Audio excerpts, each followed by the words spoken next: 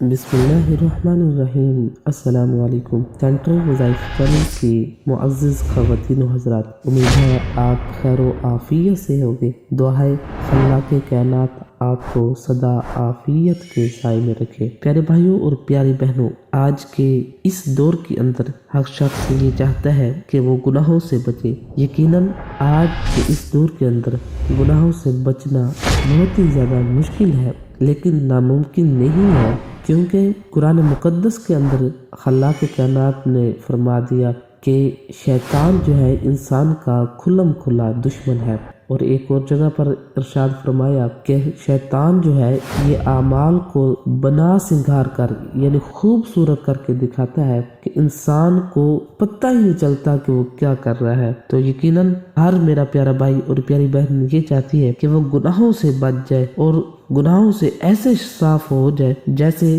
ایک شیشہ صاف ہوتا ہے۔ تو اس کے لیے ان کے لیے میں یہ وظیفہ لے کر آیا ہوں، جو کہ اللہ کے صفاتی ناموں میں سے ایک نام ہے۔ تو وظیفہ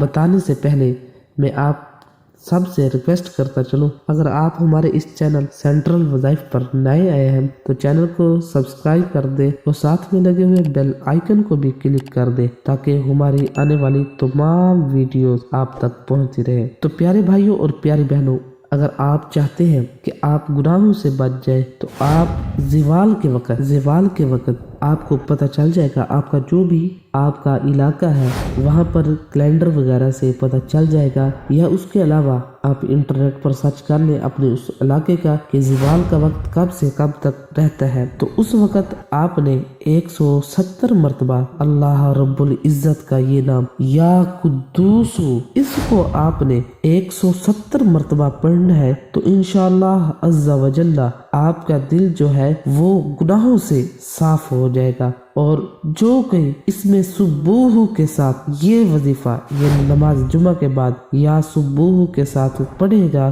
اور روٹی کے ٹکڑے پر لکھ کر کھائے گا، تو اس کے اندر ملکوتی صفات پیدا ہو جائیں گی، یعنی فرشتوں والی صفات پیدا ہو جائیں گی۔ تو کوشش کریں اس وظیفے کو خود بھی کریں، اور جو بھی دوست احباب یہ چاہتے ہیں، حالانکہ سب چاہتے ہیں کہ وہ گناہوں سے بچے، ان سب کے ساتھ یہ وظیفہ شیئر کریں صدقہ جاریہ سمجھ کر۔ انشاءاللہ آپ کو بھی فائدہ ہوگا، اور جو کوئی آگے شیئر کرے گا ان سب کا بھی ثواب آپ کو ہوگا۔